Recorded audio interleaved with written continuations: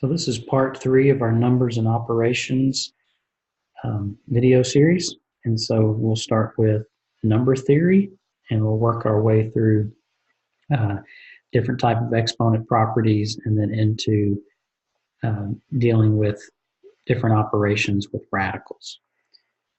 So when you think about this, 4,005, 40,000, and 40,005, you're thinking, is that divisible by 3?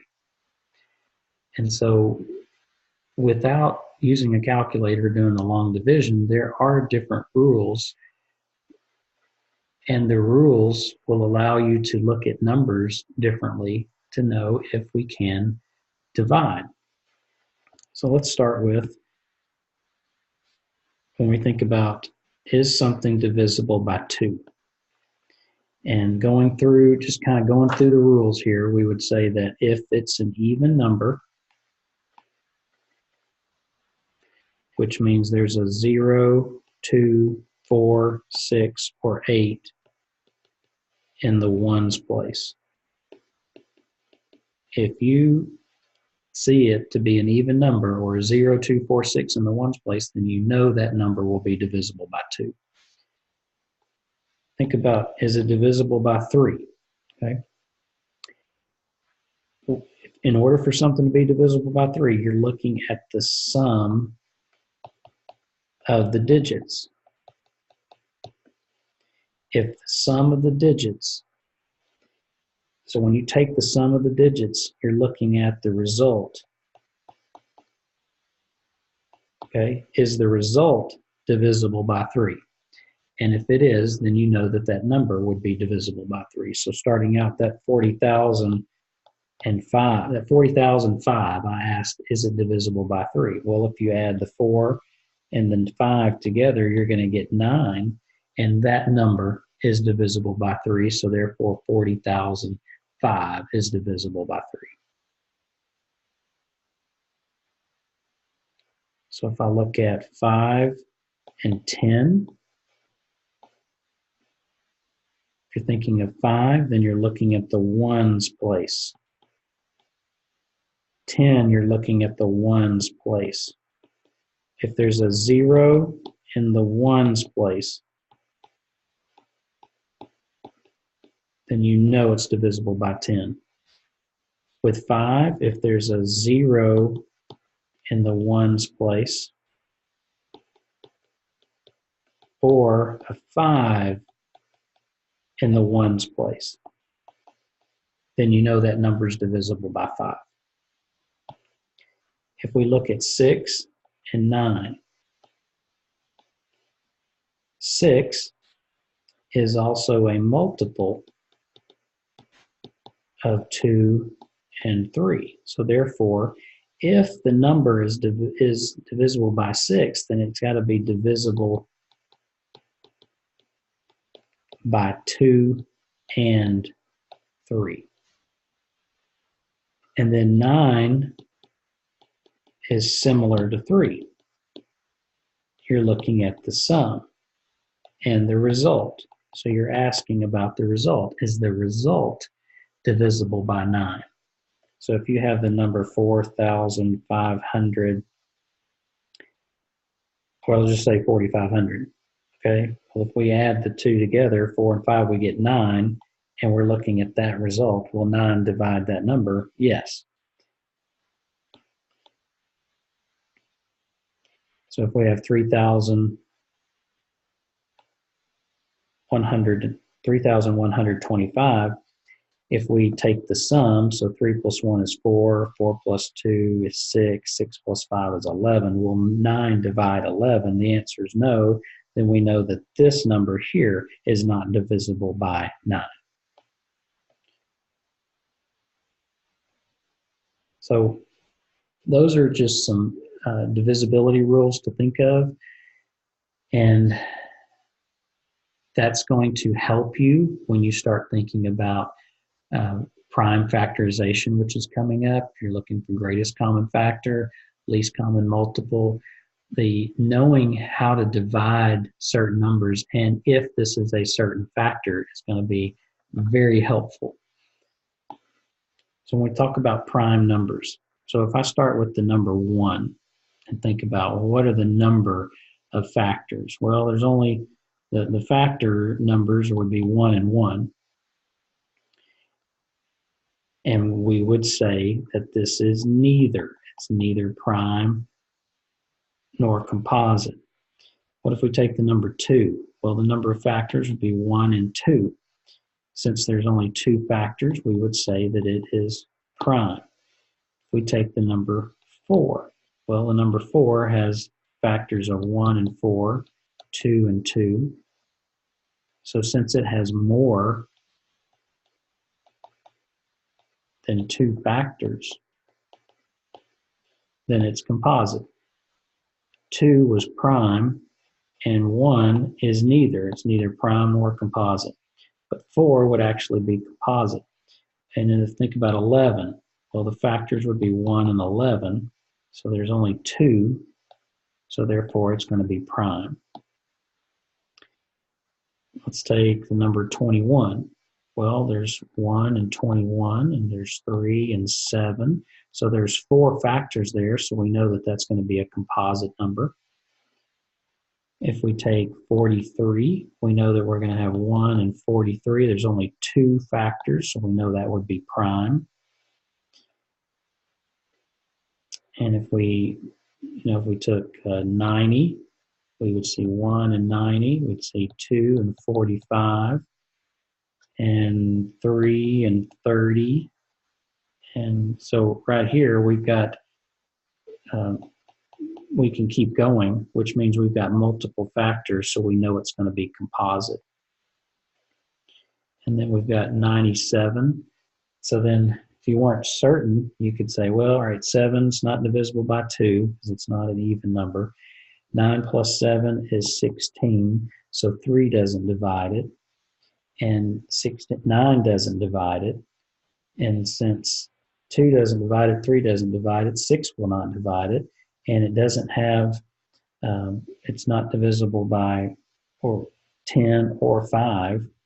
And so what we'd have is just 2 factors here, so 97 would be prime.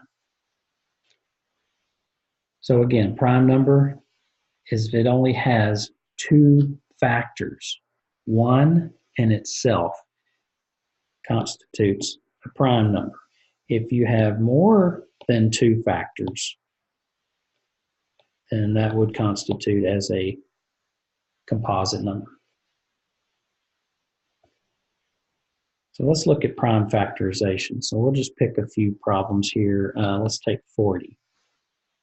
And so prime factorization, what you're doing is you're going to write and break these down into its factors, and into your goal is to eventually have these down to a product of primes. Well, I see that 0 is in the ones place, so I know that 10 will divide it.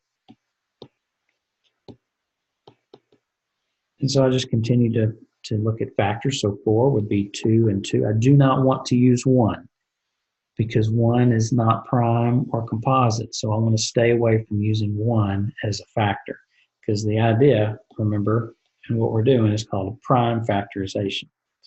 10 is going to be 2 and 5. And so now here we are, we're down to our primes. And I'd like for you to write this using exponents. So this would be 2 to the 3rd times 5. Every composite number has its own product of primes to identify it. Let's take 100. Well, that would be 25 and 4. Again, it doesn't matter what 2 factors you start with. You're going to eventually get to all of your primes. 25 would be 5 times 5. 4 would be 2 times 2. So in the correct order would be 2 to the 2nd power, because there's 2 factors of 2 and there's 2 factors of 5. So we would say 5 to the 2nd. And if I had 81, then I would say 9 times 9. So that would be 3 times 3, 3 times 3. Notice I'm there in my product of primes, so I would write that as 3 to the 4th power. If I had 48, I could say 2 and 24. I could say 2 and 12. Notice I'm just continuing to bring down that factor. I don't want to forget about it. And 12 would be 2 and 6.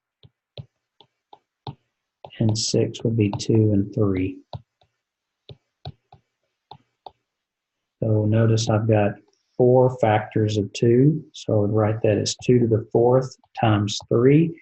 And that would be your product of primes.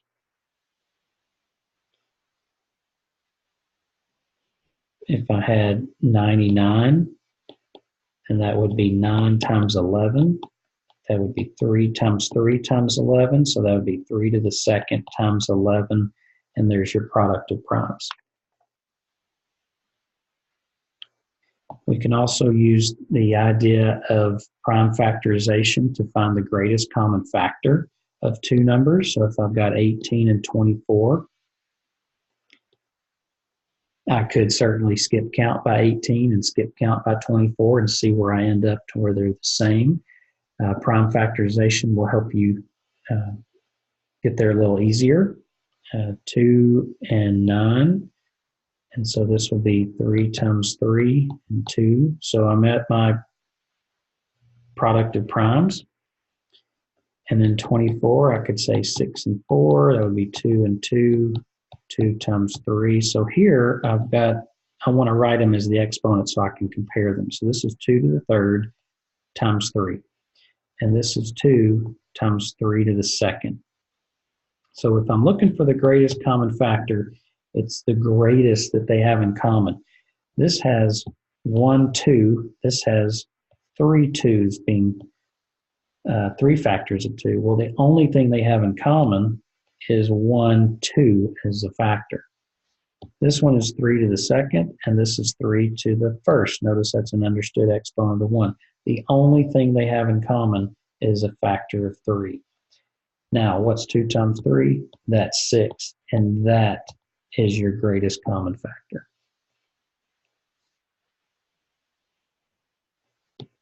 $75 and 90, that would be 9 times 10, 3 times 3, 2 times 5, so that's 2 times 3 times 3 times 5.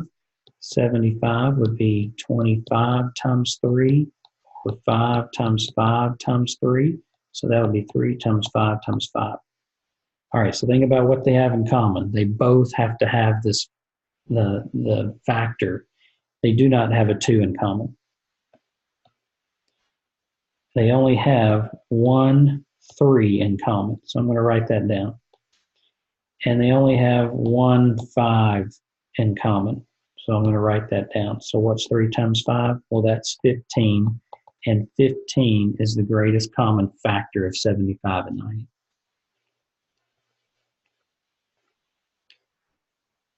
All right, so if I look at 200 and 500, both of them have a factor of 100. And I could stop there because I see that 2 is prime and 5 is prime. And so we would say that they both have a greatest common factor of 100. If you didn't notice that, you could keep working towards your product of primes. And so this would be 2 to the 3rd times 5 to the 2nd. And if you keep going, you know that's 10 times 10. So that's going to be 2 times 5 times 2 times 5 times 5. So that's going to be 2 to the 2nd times 5 to the 3rd. What is it that they have in common? Well, this has 3 2's multiplied. This has 2, so they only have 2 to the 2nd in common. And this has 5 to the 2nd and 5 to the 3rd, so they only have 5 to the 2nd in common. Well, 5 times 5, that's 25. 2 times 2 is 4, so 25 times 4 is your 100, which is what we saw originally. So that's your greatest common factor. Using your factor trees, get to find the prime factorization of both, and then look at what they have in common. And if you'll notice with the problems we did, when we got it into exponent form, it was actually the smaller of the two exponents. So what I mean by that is this had 2 to the third, this had 2 to the second. What did we use? We used 2 to the second. This one had 5 to the second, 5 to the third. What did we use? 5 to the second, because that's what they had in common. All right, so let's look at some ratios and proportion. A ratio is just a comparison of two numbers or two quantities.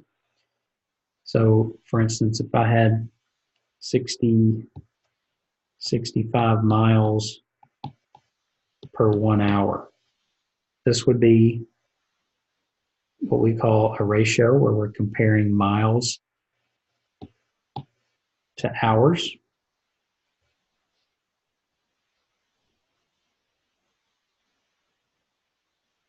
Let's think about other examples of ratios. If we said price per pound, what that is comparing, that's comparing price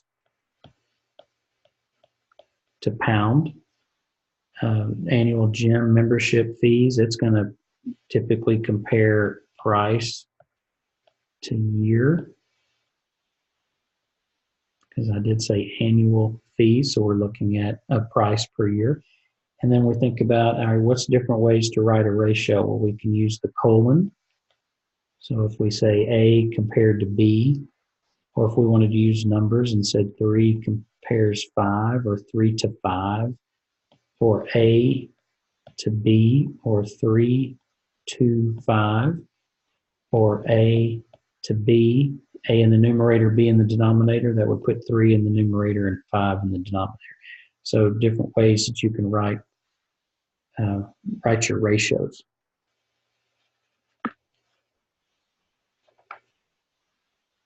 So let's look at some application of ratios and how we could use proportions and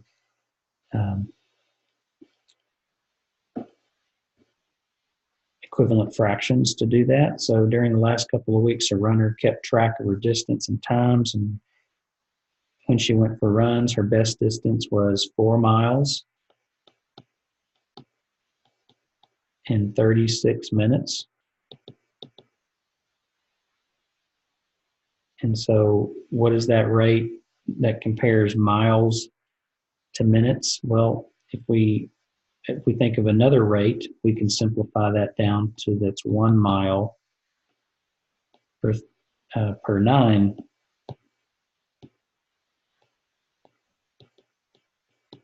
minutes.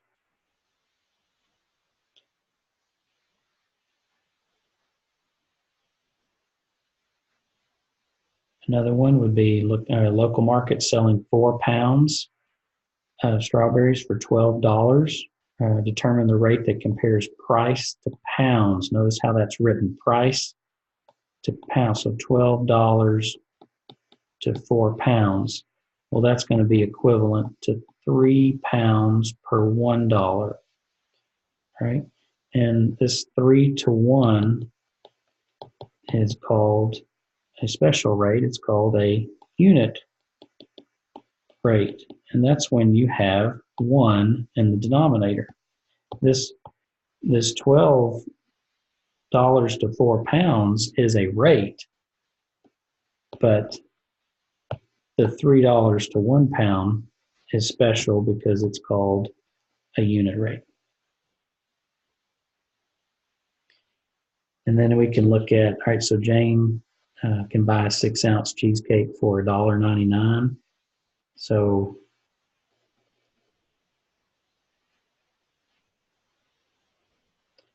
got $1.99 for 6 ounces.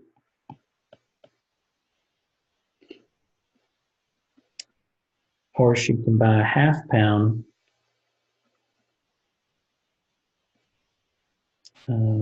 or 1/2 pound cheesecake for $2.99. And so we've got 16 ounces is a pound. So we think 16 ounces is 1 pound. So we would say that that would be $2.99 divided by 8 ounces. And we would think, what's the better deal? So if we can get it to a unit rate, that would be easy to compare.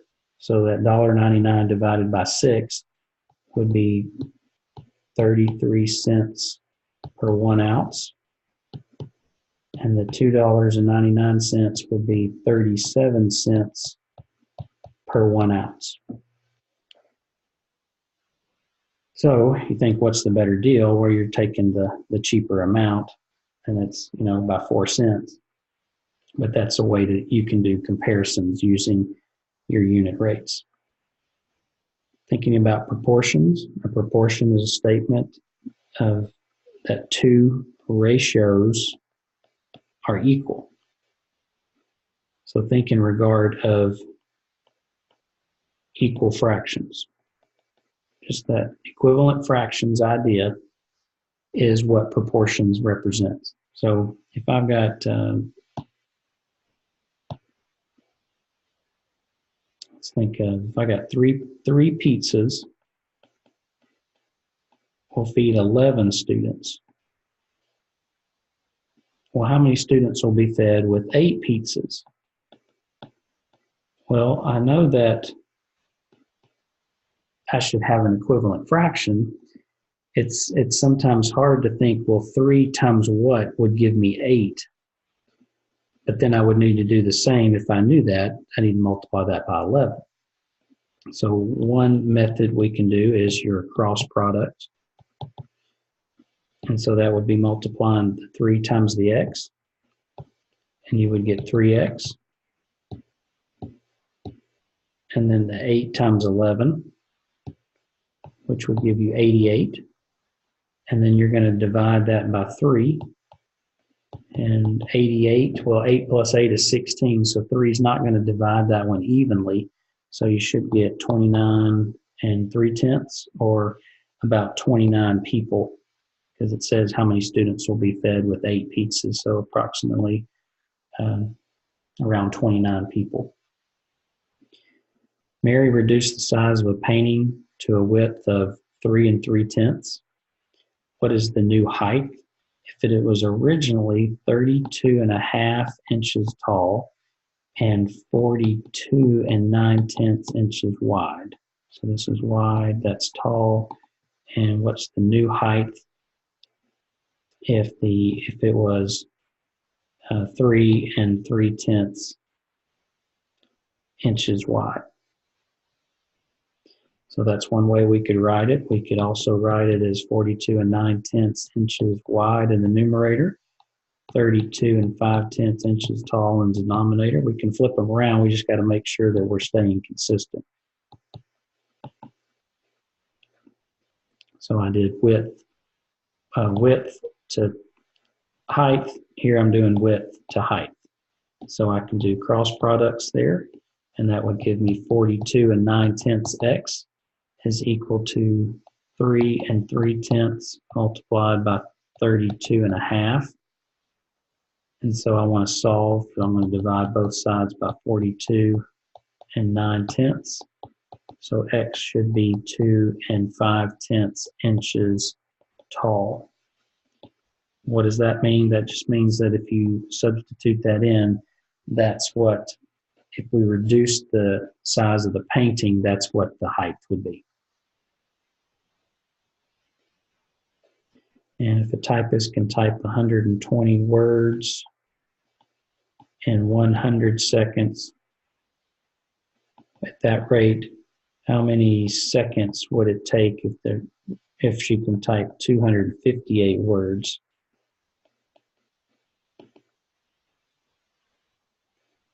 So you can do your cross products, and you would have 120 times x equals 258 times 100. And then if you just do the division there, you should get about 215 seconds as your answer. So there's your cross products. Good way, efficient way of solving your proportions.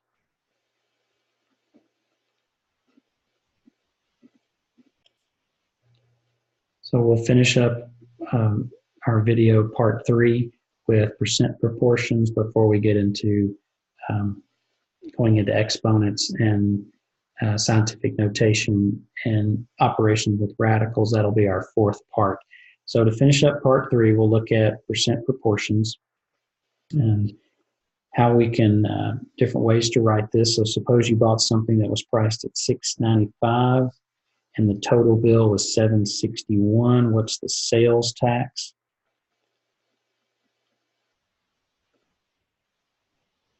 And what's the sales tax? Sales tax rate of that city. Okay, so we would have $6.95, and if we multiplied it by the sales tax, then we would get $7.61. So we can use an equation to represent the unknown would represent the sales tax. So we would just divide both sides by $6.95. And so when you multiply that, you're going to get 1 9/100, which just means that we want to look at that decimal amount. So that's 9/100 or 9/100 or 9%, because sales tax is going to be a tax that's added on. And so this 1 9/100, this 1 means that this is all of your amount. So you're going to pay the $6.95, but you're also going to pay 9% of that. So you're actually going to pay 100% plus 9%, which would be 109%, which is 1 9/100, which is what we found. We can also look at percent increase and decrease types of problems. And we want to think about that as the original amount and the new amount. Okay. And so if we have an item, a certain item used to sell for 75 cents, and it's been marked up to 81 cents. All right. So I want to find the difference in those two. It's obviously going to be an increase. So if I find the difference, I want to divide. Okay, so what we're doing is our formula is that we want to find the difference in the two values and then always divide it by the original amount. Well, the original was 75 cents because remember then it was marked up to 81 cents. So this should be the difference of 81 cents and 75 cents would be 6 cents. And we're going to divide that by 75 cents and we would get 8/100, which would be 8%, and it is an increase. So a class of 60 voted for class president would say 30% voted for Brad, 70% voted for Jane. How many votes did the winner get? Well, if it's a class of 60, then we would know that 30% voted for Brad, and then we would also know that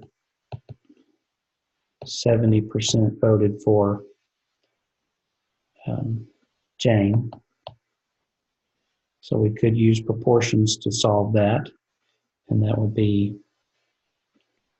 100x is equal to 1800. So x would be 18. So 18 out of the 60 voted for Brad. And so then that would mean that if there was, we could then apply it to this one and say 60 take away 18 would be 42. We could still use the cross products and still do this if we would like, and that would be 4,200. 4,200 divided by 100, x is 42. So 42 would have voted for Jane.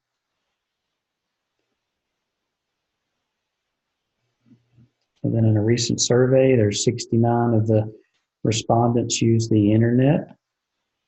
If 69 of those users represent 37.5%, how many computer users were surveyed? So we just don't know what the total would be. So if we want to do cross products, that would give us 6,900.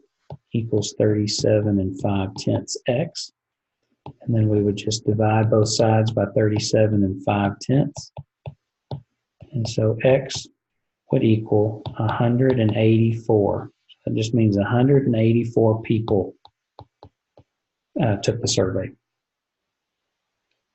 So that wraps up some percent proportions, working with percent increase and decrease, different applications of ratios.